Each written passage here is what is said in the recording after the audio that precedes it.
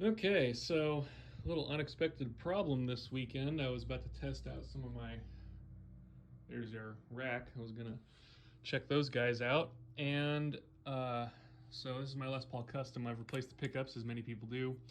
This is an original '70s Gibson T-top. Let's see if you can see the bobbins. T-top,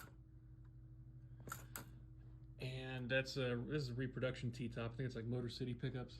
I'm not sure anymore. It's been a while, but anyway, uh, 70s T-top. This coil has died, and I'll go ahead and prove it here. Um, Obviously, this isn't going to be an exact resistance measurement because we still have the pot in there, but got the meter hooked up on the treble pickup. 4.5K. That's not good. It should be 7 or 7.5K like this one.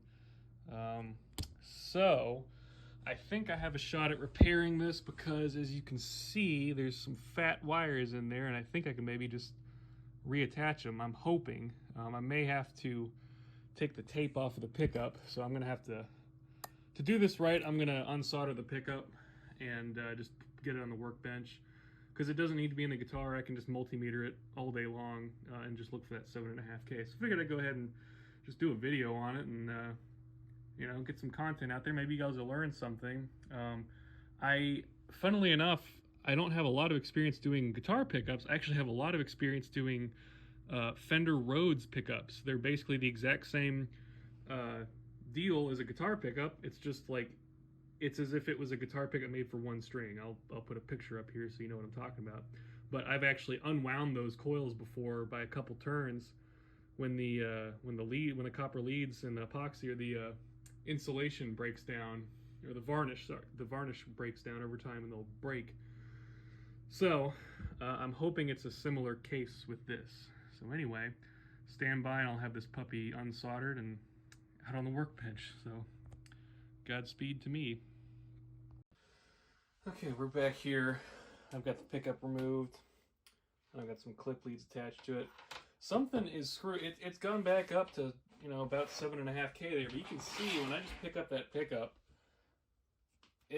something is just very tenuously on there. See,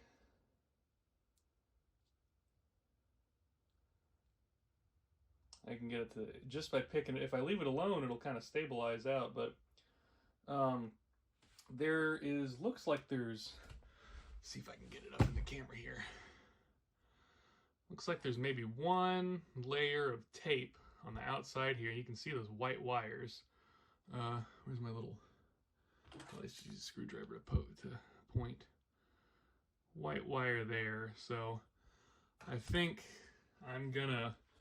I mean, like I don't have a problem doing this because it's my pickup. I'm never gonna get rid of this, so I'm not worried about resale value.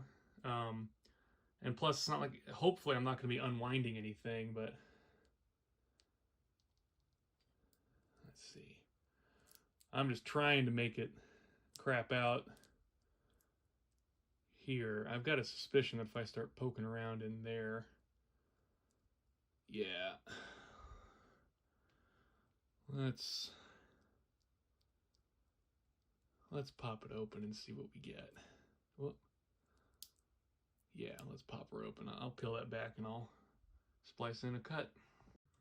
Okay, so I've kind of pulled this apart. I don't know if this is factory or not. So you can see this lead, it's the cloth wire. The cloth bit of this end, well, you guys know what that looks like.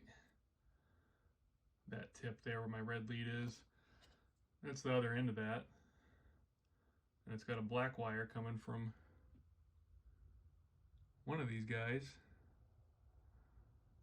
It looks like it's coming from this coil, which is the one that I thought was dead. Look at that. Ever since I've been poking around in here, I gained about 100 ohms.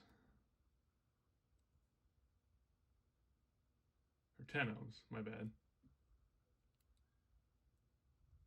Maybe it was 100, I'm not sure. I'd have to go back and look. Anyway, ain't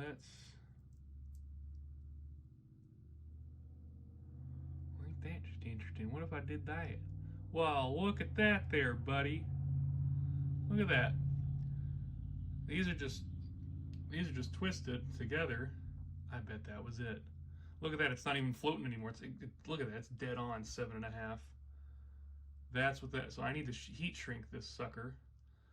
This is like the center tap, basically. Yeah, look at that. If I touch it, it wigs out. Because look, I just put resistance from my finger to ground, using my finger as a resistor, and it's cutting off the signal. So it's cutting off the resistance just a little bit.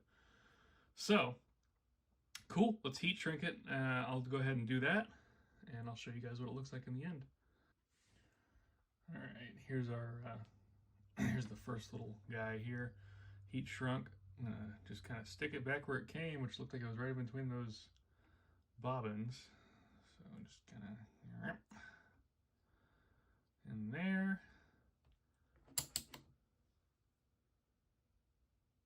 Okay, my meter's low on battery, so it's kind of fluctuating some. Um, make sure it's not coming from me handling the pickup, but anyway. Yeah, look at that. That's funny. Okay, let's heat shrink the next guy. I'm going to have to use a bigger piece of heat shrink. Luckily, I was able to use this for the center tap. That's really all that is. That's just the center link. I mean, it's a series pickup for series coil, so that center link, if you short it to ground, it's going to just short out the coil. And I actually have a cool mod that I do for 4-conductor pickups. I did it on one of my guitars that I don't have anymore, and I also did it on my buddy's guitar, but you can switch between which coil you want active. So it shorts this guy or the slug coil or the inner coil. It's really cool because when you have like on like especially like an HSS or HSH Strat style guitar,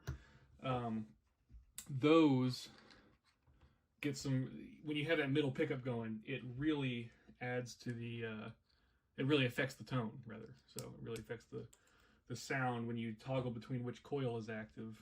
And it's really useful. I don't know why more people don't do that. I mean, it kind of does require drilling holes possibly. If you have a Les Paul, you can actually drill a hole in the pick guard, or in, not the pick guard, but the pickup ring, and route some wires through and just put a couple double pole, double throw switches. That's all you need, just 2 DP-DT switches, and it'll allow you to toggle between. We actually drilled the top of his Ibanez. It was a Prestige, like the really thin body ones. We drilled the top of that. So, anywho, I really need to invest in a heat gun, but you know what? This is actually probably a safer thing to do around a pickup like this. I just honestly use a soldering iron. I have somehow managed to lose my lighter, but look at that. Does pretty damn good job for. I don't use the tip. The tip can set this thing on fire or whatever, melt it. If you use like the neck of the iron, it's hot enough but not too hot where it'll totally fudge what you're doing. So let's just fold it back in there. Now I could tape this, but okay, so I changed my mind and I decided I wanted to wrap this in electrical tape. So just to do a thin little line, I think what I want to do is I want to put just a little square over that, just to, I know I've got a pickup cover on it, but what I'm going to do is take a little square, just seal those sides. It doesn't really matter how it looks because it's going to be under a pickup cover. So just kind of seal it up, and that way that wire just doesn't get disturbed. Let's do that. Okay, being careful to not obstruct any of the pole pieces, you know, just on the, I know we're probably talking on a micro level here, but just that way in case, you know, let the tone come through.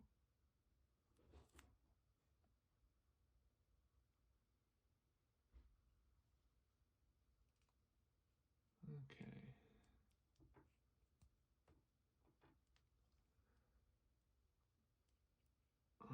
Now to put it back in the guitar. Hang on, let's turn on the meter, make sure it's... How about that? Alright.